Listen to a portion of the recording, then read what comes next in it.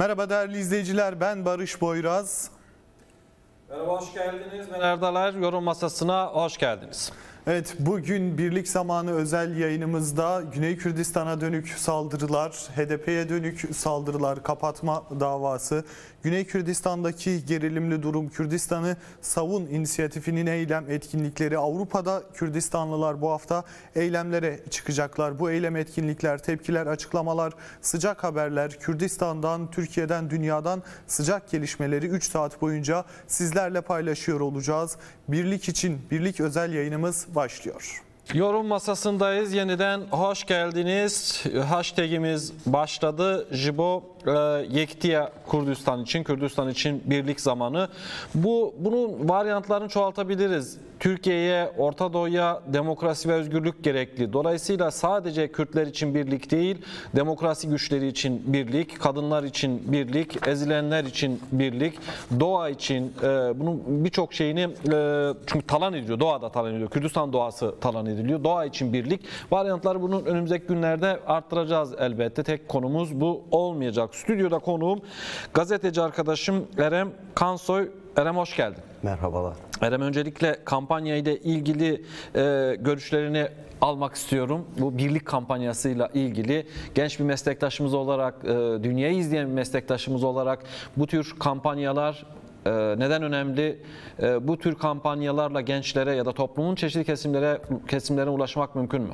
Şimdi dünyaya baş kaldırmış bir hareket. Yeni bir yaşamı yeniden inşa eden bir hareket. Özellikle Demokratik Konfederalizm Kürt halkını Avrupa halkı örnek alıyor bugün bu görüşle. Yani 4 parça Kürdistan'ın özellikle bir araya gelmesi, birlik olması, bu birliğin sağlanması özellikle Avrupa'ya da ciddi bir emsal teşkil edecektir. Ciddi bir birlikteliği sağlayacaktır. Sinerjiyi yaratacaktır elbet. Dolayısıyla Kürt Özgürlük Hareketi'nin temsil ettiği değerler toplamı dünyadaki bütün ezilenlere de ilham veriyor. Kesinlikle. Yani bugün baktığınızda bir Fransa'nın sistemi ya da bir İngiltere'nin sistemi belki tüm dünyaya hitap etmiyordur ama Demokratik Konfederalizm yapısı tüm dünyaya hitap ediyor ve tüm dünya halkları tarafından bugün kabul görmüş, alternatif yeni bir yaşam olarak görülüyor.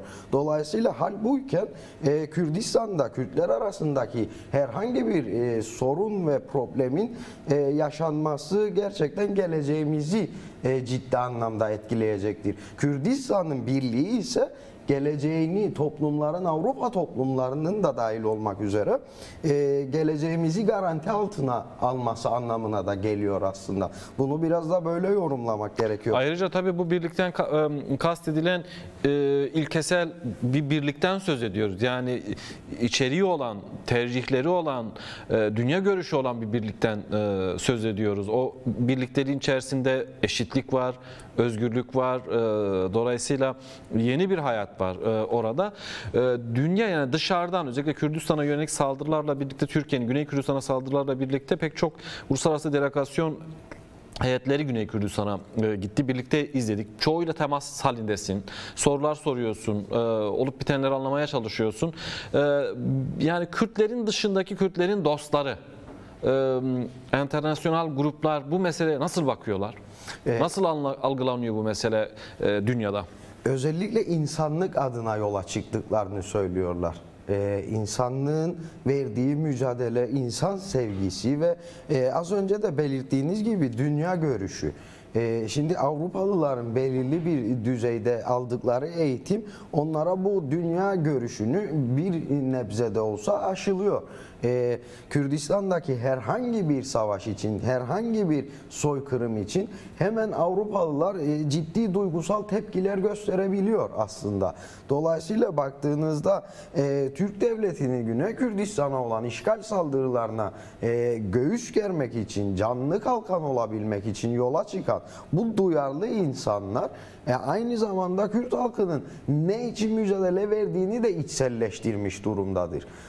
Dolayısıyla burada çok ciddi bir mesele bu aslında. Avrupalıların Kürt halkının neden mücadele verdiğini anlayabilmesi, algılayabilmesi, daha sonra dönüp Avrupa'da bunu anlatabilmesi bu büyük bir kazanımdır. Bu çağın yaşadığımız son yılların en büyük kazanımıdır. Yeniden yaşamın inşası adına. Avrupalılar bu duyarlılıklarını Kürdistan'a gittiklerinde taahhüt ettiler aslında. Olayları yerinde gördüler. Geri döndükleri zaman karşılaştıkları muamele, oraya gittikleri zaman yine bölge yönetiminden KDP'den gördükleri muamelede aynı zamanda bu bir tecrübe oldu. Dolayısıyla insanlar fikirlerini, ideolojilerini pratiğe döktüğü zaman ve deneyimler elde ettiği zaman, bedel ödedikleri zaman o ideolojiye, o fikre daha da bağlanıyor, onu daha da içselleştiriyor. Bu beraberinde tabii başka bir şeyi de getirdi. Onu da haber masasına bir gidelim, döndükten sonra konuşalım. Yani Avrupa deyince sadece devletler yok, bir de kamuoyu var Avrupa'da. Bu kamuoyuna doğru ilişki kurulduğu zaman ve ulaşıldığı zaman büyük bir potansiyel var ve sonucu belirleme gücüne sahip. Özellikle Avrupa ülkelerinde kamuoyu son derece önemli. Barış, sendeyiz. Hem kampanya ile ilgili hem gün içindeki sıcak gelişmelerle ilgili öne çıkan başlıklar neler? Bakabildin mi? Bir kampanyaya bakalım. Sabırsızlıkla bu saatler bekleniyordu. Tweetler atılmaya başlandı. Tweetler geliyor ancak bir uyarı yapalım. Tweetler gün boyu atılabilir. 24 saat bu tweetler atılabilir. Doğru. Herhangi bir başka bir konuda tweet atarken de Jibo Yekiti diyebiliriz. Aklımızda, kalbimizde, gönlümüzde Jibo Yekiti, bu mücadele olmalı. Amaç bu. Pek çok sorun var yani bununla ilgili. Haklı olarak dikkat çektiği nokta önemli. Sadece Jibo Yekiti, yani Kürdistan'ın birliği için değil, Türkiye'deki demokrasi problemi için, faşizme karşı mücadele için, işte doğa için atılabilir, kadınlar için atılabilir. Pek çok başlık var. Peki bakalım tweetlere geçelim. Gazeteci Nuri Akman atmış, stüdyomuzdan bir kareyi başlarken Medya Haber'de Jibo Yekiti özel yayını devam ediyor. Siz de ulusal birlik için görüş ve çağrılarınızı kısa videolarla gönderebilirsiniz demiş. Nuri bir çağrı yapmış. Fırat Heridanlı faşist Almanya PKK bayrağını yasakladı diye bir haber paylaşmış. Jibo Yekiti etiketiyle.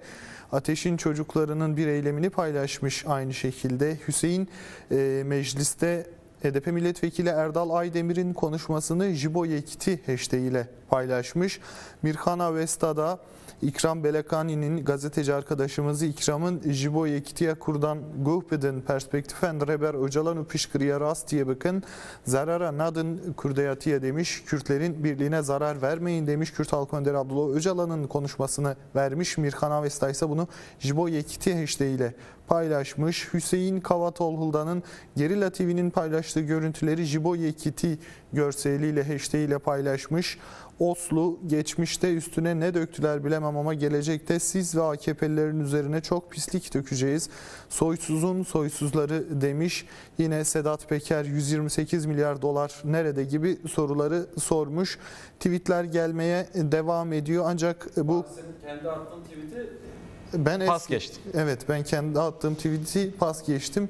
Uyanır uyanmaz Rojbaş tweetiyle Jibo Yekiti diyerek Rojbaş. Aslında herkesin öyle yapması gerekiyor. Hepimizin öyle yapması gerekiyor. Evet, güne Jibo Yekiti ile başlıyoruz. Jibo Yekiti ile sona eriyor günümüz. Evet, Ankara'ya gideceğiz ama öncesinde bir haberi paylaşmak istiyorum sizlerle. Karadeniz'de gerilim artıyor. Rusya'nın uyarı ateşi açtığı gemi, yani geminin Karadeniz'e nasıl gittiğine dair bilgiler var. Bu geminin Karadeniz'e gidişinin kararını bizzat Boris Johnson almış. Bu geminin yoluna açılan ateş, yapılan uyarı ateşten sonra gerilim gün be gün artmaya devam ediyor. Yani bilerek gerilim artırılıyor gibi bir hava var. Karadeniz'deki gelişmeler önümüzdeki günlerde çok daha gündemimize girecek gibi. Bu geminin Karadeniz'e gidiş kararını da Boris Johnson almış. Jibo Yekiti kampanyamız devam ediyor. Bütün izleyicilerimizden daha da önce de duyurduğumuz gibi beklediğimiz şudur. Bu özel yayını birlikte götürelim. Demokrasi ve özgürlük için, Kürdistan'ın özgürlüğü için, eşitliği için bunu yapmak zorundayız. Birlikte yapmak zorundayız. Dolayısıyla videolarınızı çekin, bize gönderin. Hem biz yayınlayalım hem de siz kendi dijital medya hesaplarınızdan bütün bunları paylaşabilirsiniz. Mümkün olduğu kadar daha fazla kişiye bu kampanyanın, bu sesin ulaşması lazım ki sesimizi birleştirmemiz gerekiyor. Kazanmak için, yani o nedenle örgütleneceğiz, mücadele edeceğiz ve kazanacağız diyoruz. Erem, Avrupa kamuoyunda kalmıştık. Yani Avrupa devletlerini eleştirebiliriz ki eleştiriyoruz. Pek çok eleştiriler de yapılıyor. Bu ayrı ama bir de kamuoyu var. Yani Avrupa devletleri gibi düşünmeyen, dolayısıyla Kürdistan'ın özgürlüğünü, eşitliğini isteyen, demokrasi isteyen, Erdoğan'a karşı, Erdoğan rejimine karşı olan büyük bir potansiyel var. Bu potansiyele ne kadar biz ulaşabiliyoruz, Kürtler ulaşabiliyor ya da gençler ulaşabiliyor ya da medya ulaşabiliyor? Eğer yeterli değilse, yeterli kadar ulaşılamıyorsa neler yapılması gerekiyor? Çok önemli bir soru. Yani halka ne kadar inebiliyoruz? Avrupalılara ne kadar kendimizi anlatabiliyoruz? Ne kadar ulaşabiliyoruz internasyonalist gençlere özellikle baktığınızda? Örneğin geçtiğimiz gün Alman polisinin bir hareketi vardı. Utanç verici, insanlık adına bir ayıp.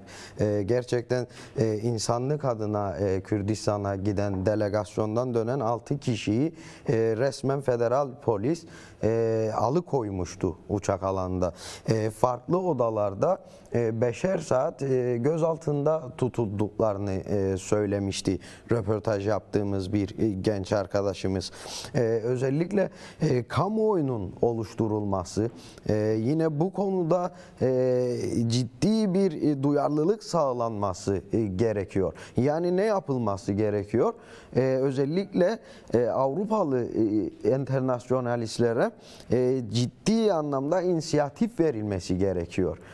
Yapılan bu kampanyalarda kendi dillerinde kendilerini ifade edebilecekleri şekilde kendi platformlarında Kürt halkının sesi olabilecekleri şekilde hem inisiyatif verilmesi gerekiyor hem kamuoyu oluşturulması gerekiyor. Özellikle Alman basınına örneğin bu olayın yansıması demek ileriki seçimlerde önümüzde Almanya'nın federal seçimleri geliyor. Bu seçim sürecinde gerçekten sandıktan çıkacak olan isimleri etkileyecek bir kitle söz konusu. Dolayısıyla bugün Kürt halkı evet yeniden bir yaşam mücadelesi, yeni bir yaşam kurma mücadelesi verirken aslında bir taraftan da Avrupa'yı demokratikleştiriyor. Avrupa'nın düzenini, yapısını bugün baktığınızda Avrupa'nın her yerinde seçimleri derinden etkileyebilecek devrimci demokrat Kürdistan gençleri var, Kürdistan aileleri var. Dolayısıyla halka inmek gerekiyor. Halkı derinden etkilemek gerekiyor ve halka inisiyatif vermek gerekiyor. Yeri geldiği zaman işte Alman gençleri bugün röportaj yaptığınızda biz kendi mücadelemizi verip Alman polisini dinlemeden yeniden bizler Kürdistan için yola çıkacağız diyebiliyorlar. Bu büyük bir adımdır. Bu aslında... Sempati nasıl? Yani Rojava üzerinden sürdürülen mücadele, DAEŞ ile karşı mücadeleyle birlikte bir anda dünya gündemine oturdu aslında Kürtlerin mücadelesi, Kürtlerin dostlarının mücadelesi, aynı şekilde kadın mücadelesi. Bu halen devam ediyor mu? Yani ne kadar biliyorlar? Bu sempati ne kadardır? Halen devam ediyor mu?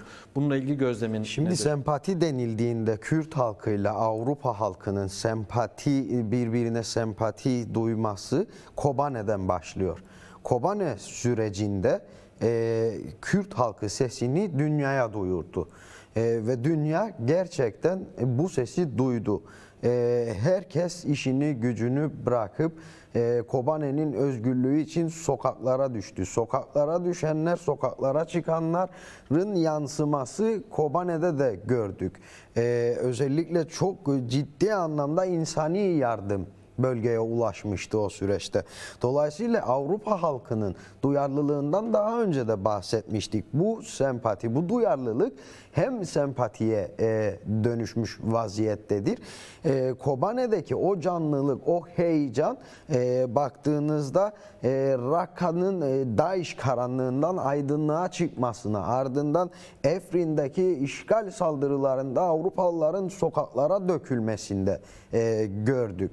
Yine Kürt Halk Önderi Sayın Öcalan'ın özgürlüğü için Avrupalılar bugün çok ciddi efor harcıyorlar, lobi yapıyorlar, diplomasi çalışması yürütüyorlar.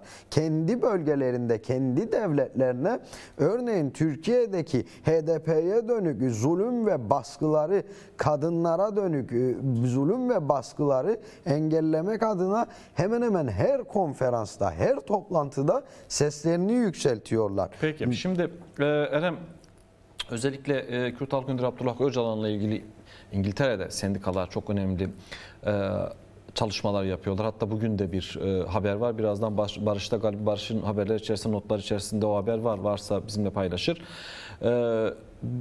Barış'tan sonra yani bir haberlere gidelim. Son durumu aldıktan sonra bu meseleyi biraz konuşalım ayrıntılarıyla.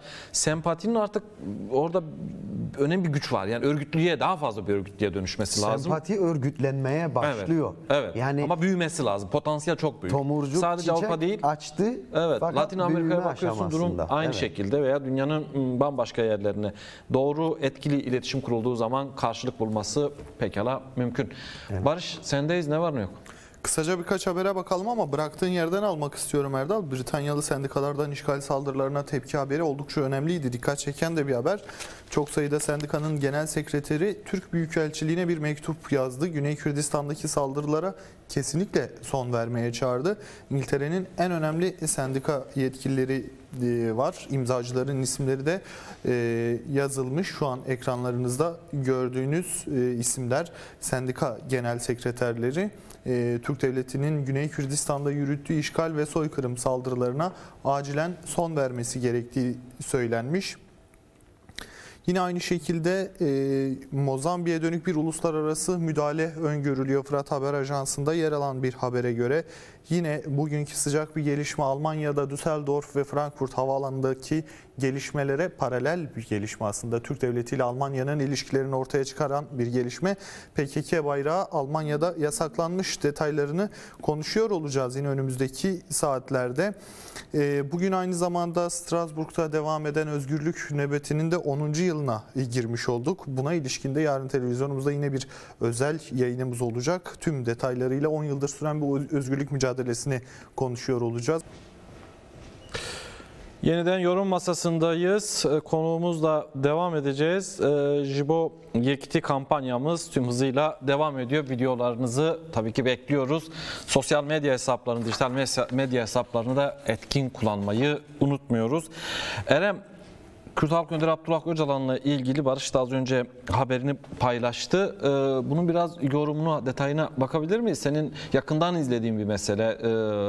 Dolayısıyla Sayın Öcalan'la yürütülen kampanyalar, yani dünyaya baktığımızda en güçlü karşılığı İngiltere'de buluyor, Londra'da buluyor. Biraz detay verir misin? Evet, ilk gününden beridir bu kampanyanın takipçisiyiz. Özellikle İngiltere'de 2 sendikayla başlamıştı. Bugün 16 sendika ve bu 16 sendikanın 13 sendikası en büyük sendikalar. 2 sendika ise TUC ve Unite dediğimiz 2 sendika ise sendikaların çatı kuruluşu. Yani bugün İngiltere'de Öcalan'a özgürlük kampanyası dediğiniz zaman 6-7 milyon insanın imzaladığı ve destekçisi olduğu bir kampanyadan bahsediyoruz. Bu çok önemli. İngiltere'de özellikle sendikal hareket üzerinden iç siyaset belirleniyor. Ve İngiltere'nin sendikal hareketinin şöyle bir de özelliği var.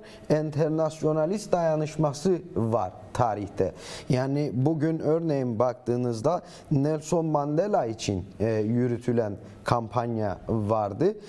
İngiliz sendikaları başını çekmişti. Afganistan Savaşı, Irak Savaşı, milyonların sokağa dökülmesi İngiliz sendikaların öncülüğünü yaptığı kampanyalar sonucunda yapılmıştı.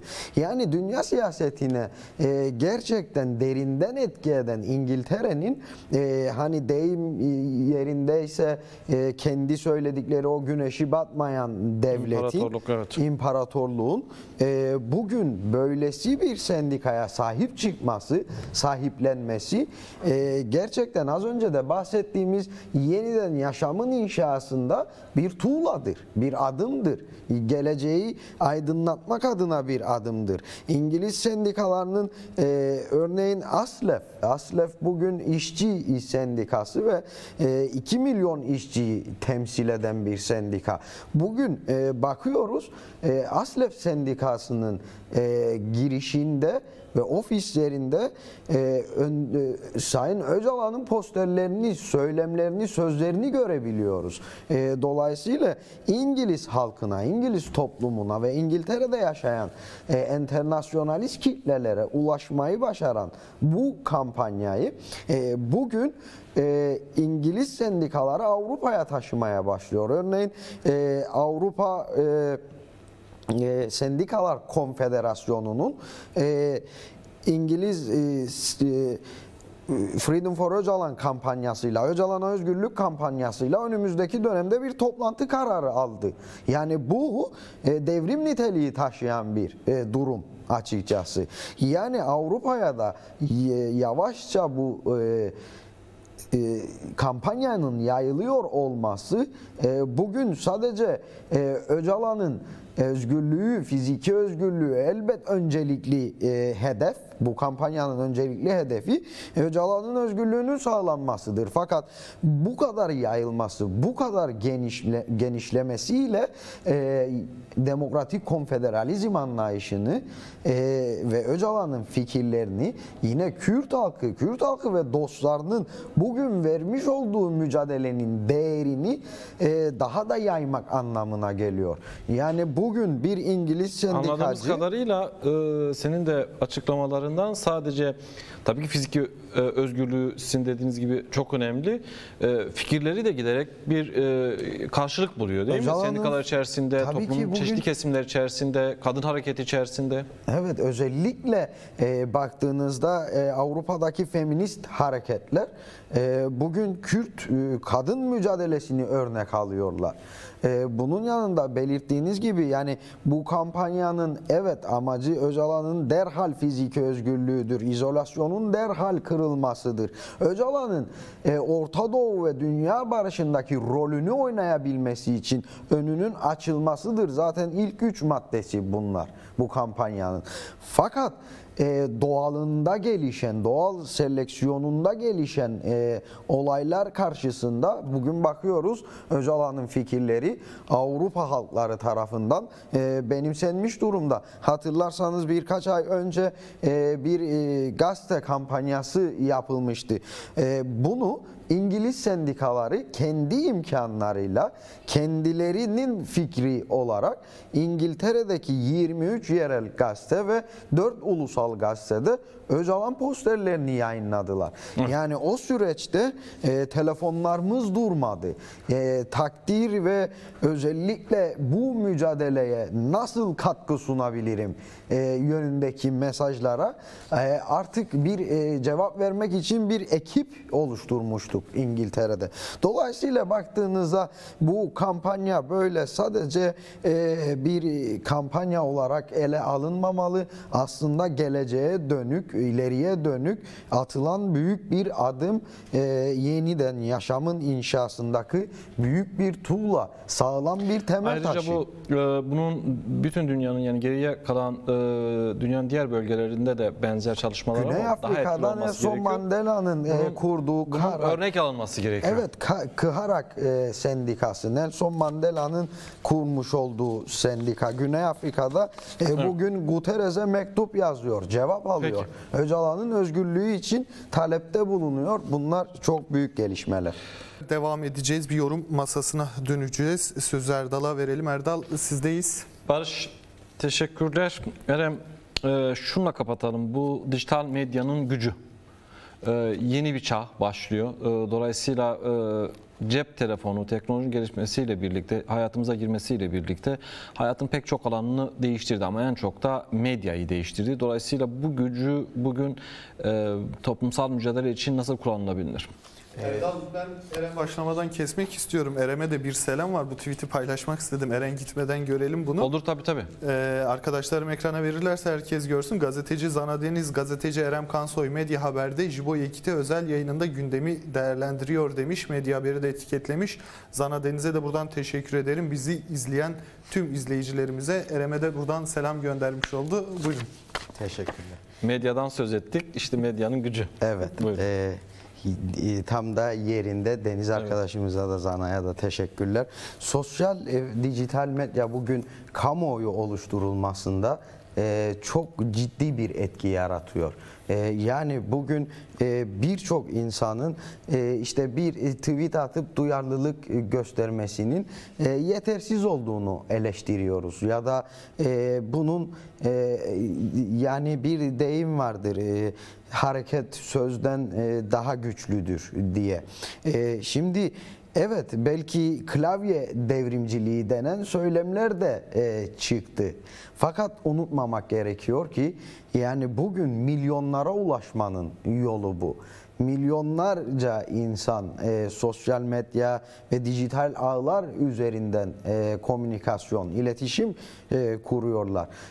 Elbette orada yapacağınız bir hareket, başlatacağınız bir kampanya, herhangi bir değerlendirmeniz kim bilir belki de binlerce, milyonlarca insana ulaşacaktır. Kitlesel olarak yapılan bir ağızdan yapılan kampanyalar ise sosyal medyada birçok şeyin gerçekte de değiştirdiğini görüyoruz. Dolayısıyla buradan halka da çağrımız olsun. Özellikle Kürt Ulusal Birliği ile ilgili Medya Haber'in Kürt basınının başlattığı bu kampanyaya çok ciddi destek verilmesi gerekiyor. Aynen. Yani kısa mesajlarını bekliyoruz halkımızın. Buradan Britanya'ya da çağrımız olsun. Fransa'ya da, İspanya'ya da Kürt halkının bulunduğu her noktadan mesajlarını bekliyoruz. Sosyal medyada paylaşmak üzere. Tabii bu sosyal medya, dijital medya sokağı ötelemiyor. Hayatın diğer alanlardaki mücadele yöntemlerini ötelemiyor. Bunlar birbiriyle uyumlu bir şekilde kullanıldığı zaman o zaman birbirini tamamlar ve muazzam bir sonuç ortaya çıkartır. Barış, yeniden sendeyiz. İstersen sen kapat. Evet, bu bölümü bitireceğiz. Bir araya gidiyoruz. Saat başında tekrar burada olacağız. Hoşça kalın.